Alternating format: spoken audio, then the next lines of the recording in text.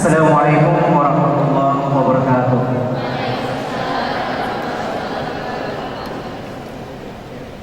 Nampaknya masih belum kompak dan mungkin masih banyak yang pada tidur. Assalamualaikum warahmatullahi wabarakatuh.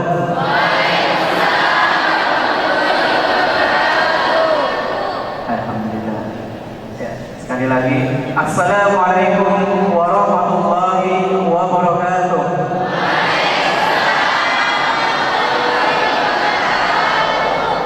Alhamdulillah. Ya, semoga yang menjawab salam tadi diberikan kelancaran nikmatnya, kesehatannya, dan semoga mahasiswa-mahasiswa yang ada di sini diberikan jodoh yang soleh dan soleha nantinya. Sebelum kita mulai, mohon kepada para peserta untuk merapikan dulu tempat duduknya. Silakan yang kosong di depan diisi terlebih dahulu. Seperti Islam mengajarkan bahwasanya Islam itu cinta dengan keindahan. Kepada panitia mohon diatur supaya yang di depan terisi.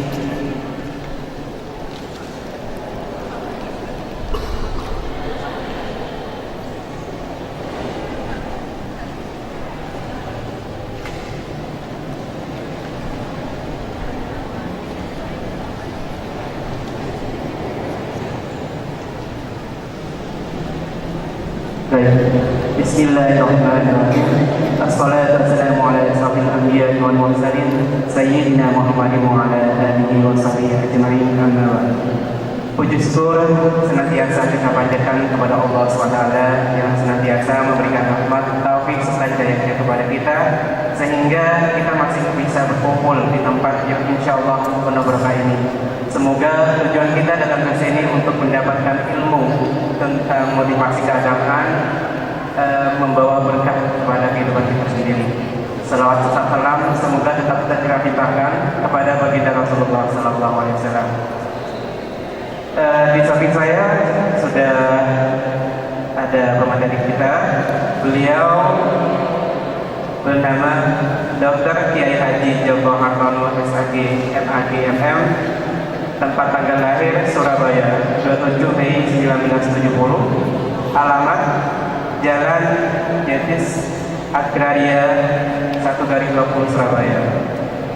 Nomor HP 085850325300. Pekerjaan beliau Direktur Ponpes Mahasiswa Jagat Alim Syiri Surabaya, dosen tetap STAI Al-Farizin Sidoarjo, dosen LB Unisa, dan Muballigh.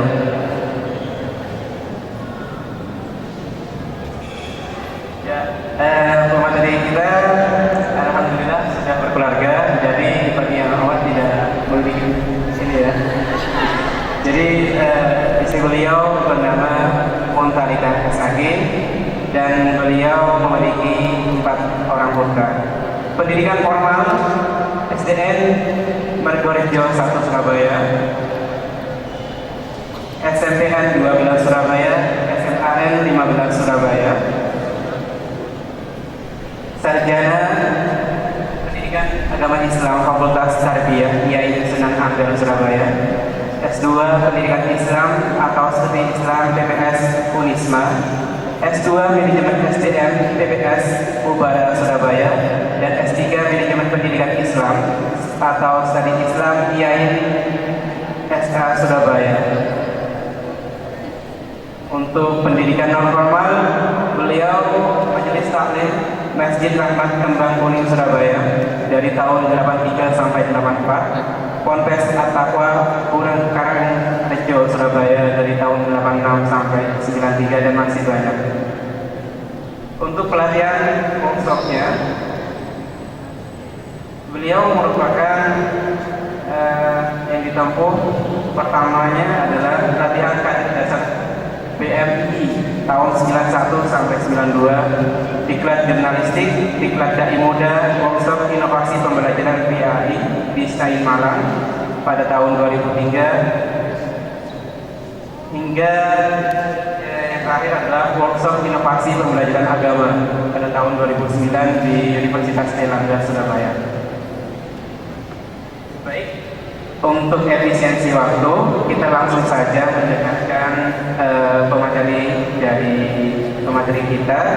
Ini tentang seminar dan motivasi spiritual, atau yang di sini seminar dan motivasi keagamaan, dengan tema membangun potensi diri melalui hikmah bulan suci Rajab, kepada Dr. Kiai Haji Joko Hartono. Kami silakan.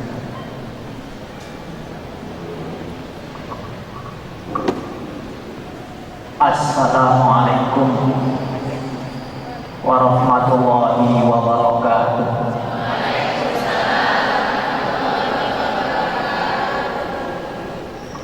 Bismillahirrahmanirrahim. Alhamdulillahilladzi farada alaina bil ibadah wa nawwir qulubana bit taufiqi wal hidayah wa syaraha sudurana bi dzikrillahi wal muraqabah. Asyhadu an la ilaha illallah wahdahu la syarika lah wa asyhadu anna Muhammadan abduhu wa rasuluhu la nabiyya ba'da.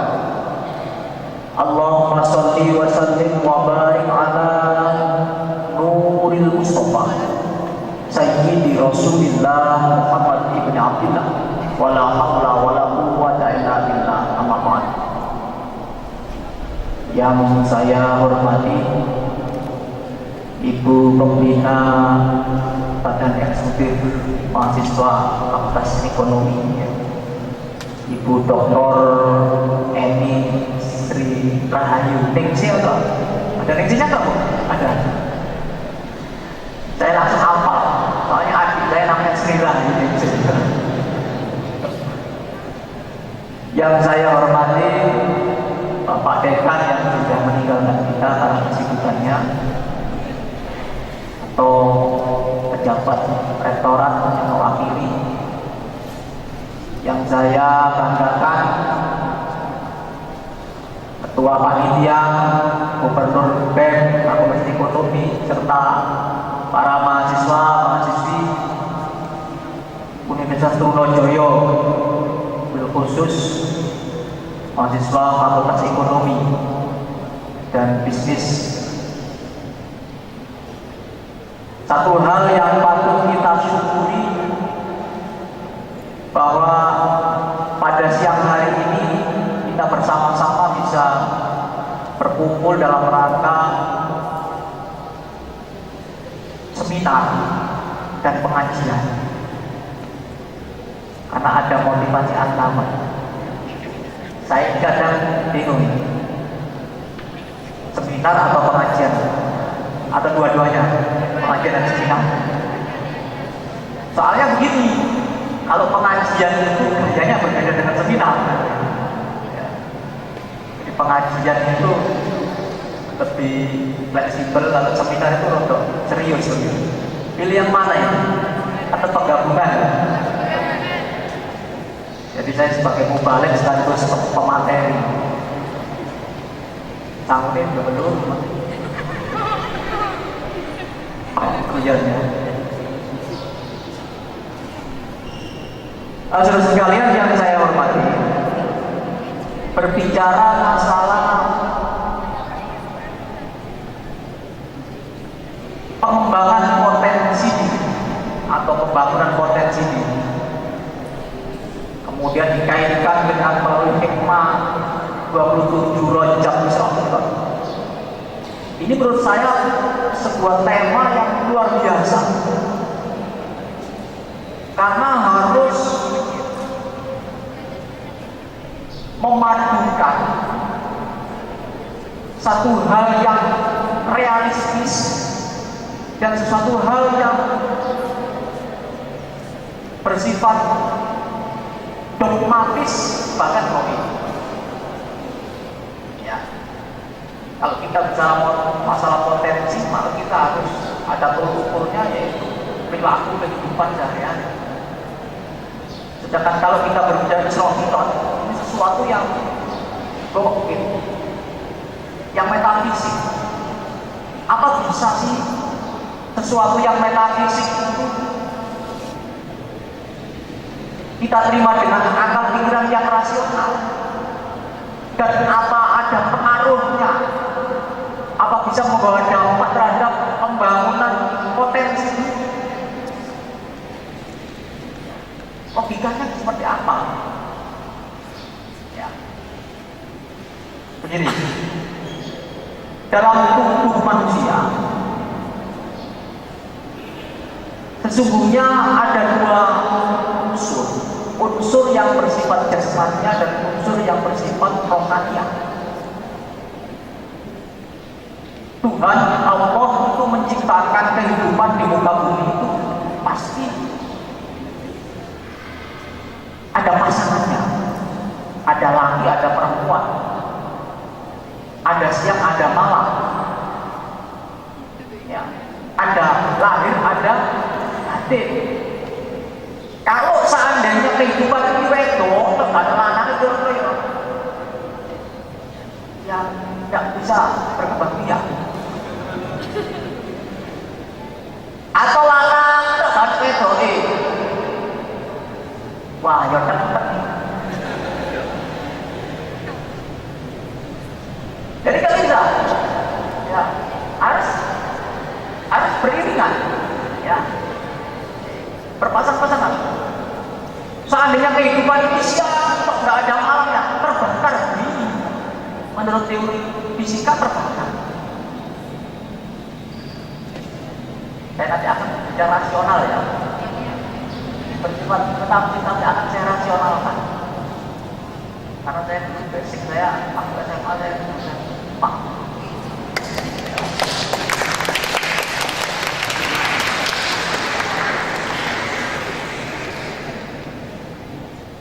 Seandainya kehidupan di muka bumi ini malam nggak ada siang, maka terbeku, membeku dunia ini, mati kabeh juga. Makanya Allah ciptakan berpasangan, ada siang, ada malam, ada laki, ada perempuan, ya, ada atas, ada bawah. Ya. Kalau salah satu itu ditiadakan atau kalau orang Jawa ngarani gak direken, kalau orang Madura apa gak direken?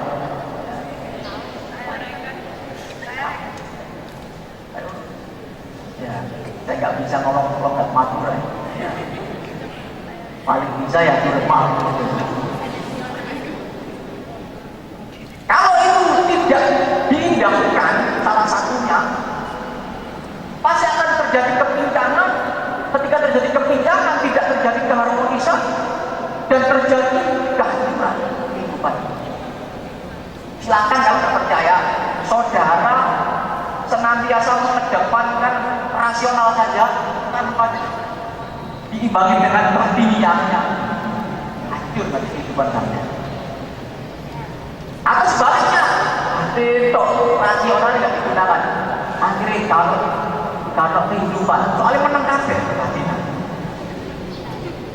Ya, tapi mangan di batin kok bisa warna kan? Jadi seperti itu. Terus sekalian yang dirahmati oleh Allah Subhanahu wa taala. Isra Mi'raj itu perjalanan Nabi minal Masjidil Haram minal Masjidil Aqsa. Seperti apa yang sudah disampaikan oleh pembaca Quran tadi. Ya. Yang sangat bagus sekali, ya. Di mana Allah mengawali ayat ini dengan kata-kata subhanallah, bukan kata-kata alhamdulillah tapi subhanallah. Ini menunjukkan ada kejadian yang luar biasa. Kalau kita itu menyaksikan kejadian-kejadian yang luar biasa dalam kehidupan kita, maka cepat-cepat katakan subhanallah. Begitu, ya. Apalah kejadian yang sifatnya subhanallah. Ya. Di dalam Al-Quran, ayat ini diawali dengan subhanallah. Jadi, subhanallah.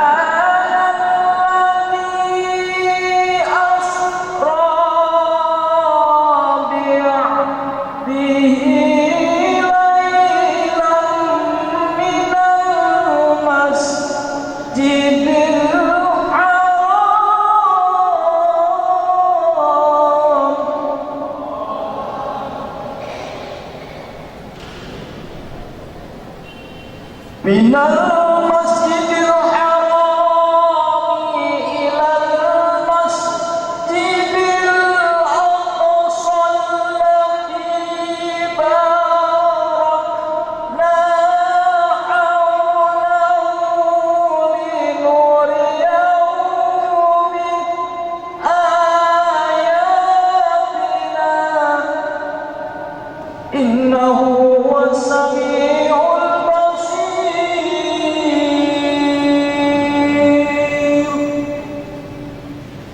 Allah memperjalankan kanjeng Nabi Muhammad dari Masjidil Haram ke Masjidil Aqsa di setengah-tengah jam. Dari Masjidil Aqsa ke Masjidil Mutah. Kalau pengajian harus berdiri. Jadi perjalanan dari Masjidil Haram ke Masjidil Aqsa ini dilakukan oleh Rasulullah sampai menghadap Allah seperti apa yang disampaikan di Quran. Cepat sekali, sunatnya tidak jam-jam, ya, tidak jam-jam. Sekian detik, sekian menit begitu. Kalau kita mau mengambil hikmah dari kisah ini, sebenarnya ini bukan inspirasi bagi kita umat manusia, khususnya umat Islam. Kalau sekarang sudah ada zaman teknologi canggih, manusia mendarat ke bulan, menjelajah planet Mars, ya, atau planet-planet yang lain dengan Apollo-nya. Dulu kanjeng Nabi Muhammad itu sudah diperjalankan oleh Allah dari masa itu dengan kecepatan yang canggih, tidak teknologi yang canggih, belum ada yang menyambut, belum ada sekarang, ya. Makanya ini inspirasi bahwa sesungguhnya ajaran Islam itu merupakan ajaran yang sangat amat modern sebenarnya. Ada satu pakar sosiolog yang bernama Marcel Mauss, seorang pemikir dari Barat, itu mengatakan bahwa ajaran Islam itu sangat amat modern pada zamannya, terlalu amat sangat modern pada zamannya. Jangan kapan?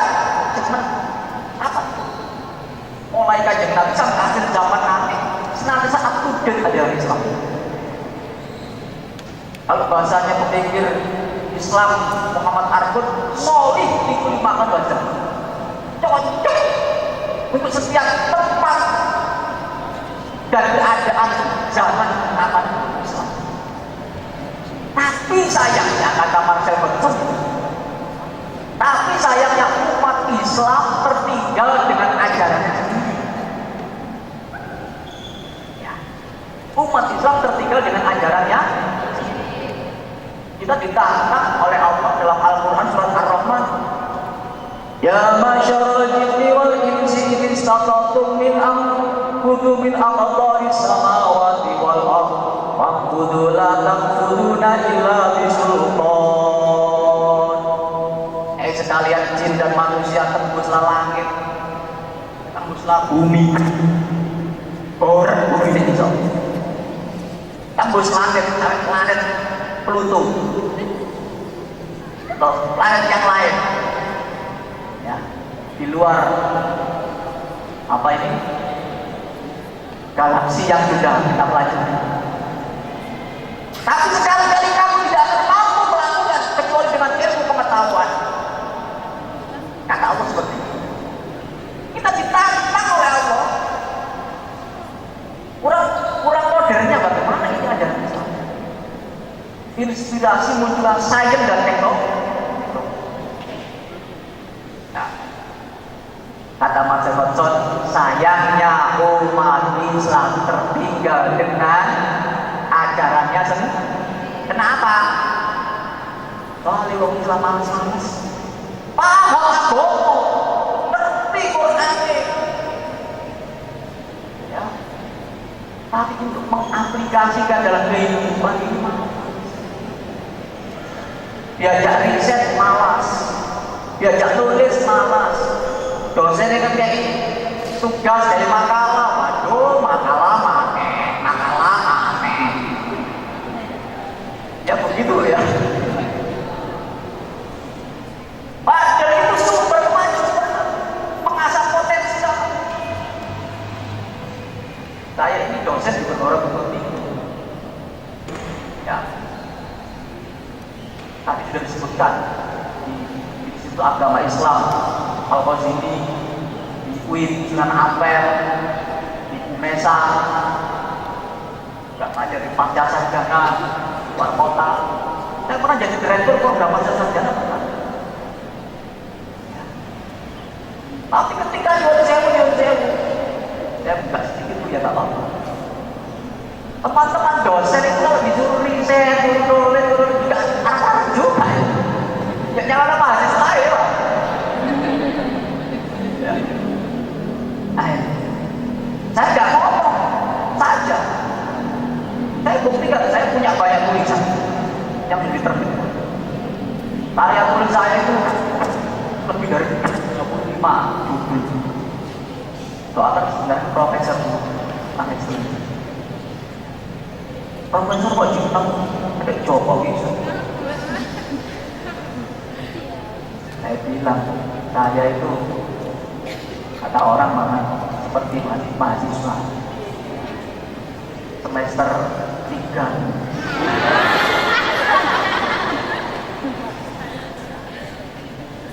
Ya, jadi kita itu masih malas sekali. Padahal Quran itu mengatakan Iqra bismi rabbikal ladzi khalaq. Bacalah, ya. Setelah dibaca, ditulis, diaplikasikan, diamalkan. Sekali. Makanya kita nggak maju-maju. Saya motivasi mahasiswa saya.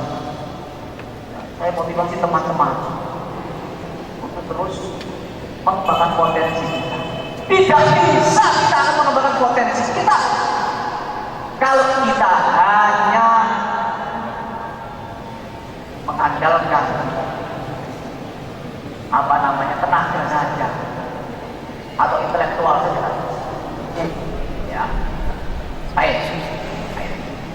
Jadi Islam itu ajaran yang sangat amat modern pada zamannya. Ini ada inspirasi Islam Mi'raj ini supaya umat Islam khususnya berpikir tentang teknologi, berpikir tentang sains, ilmu pengetahuan. Ya.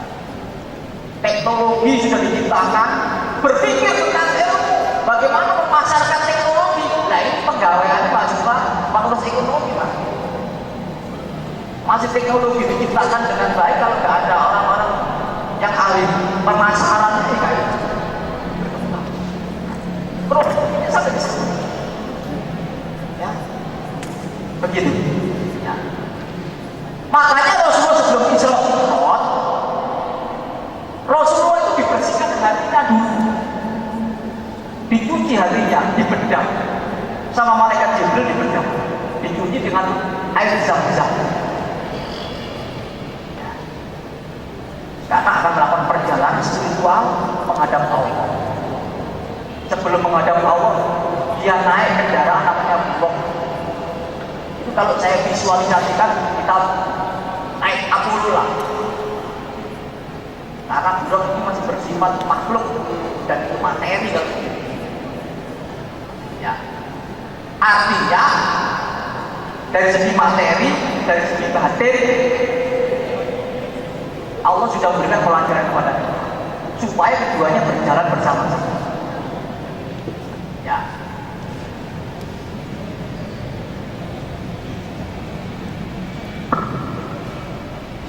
Ada potensi yang sudah diberikan oleh Allah kepada diri kita.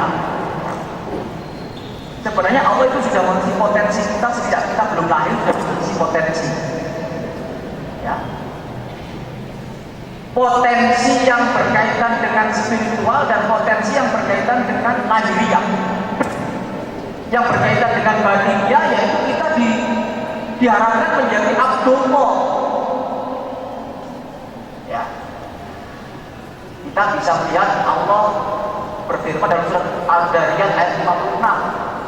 Allah menciptakan saya dan sampean semuanya ini bukan sekedar hanya diciptakan begitu aja, bukan tanpa ada tujuan.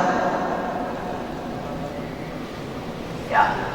Tujuannya yang pertama menurut surat Al-Dariyat ayat 56 adalah wa ma khalaqtul jinna wal insa illa liya'budun.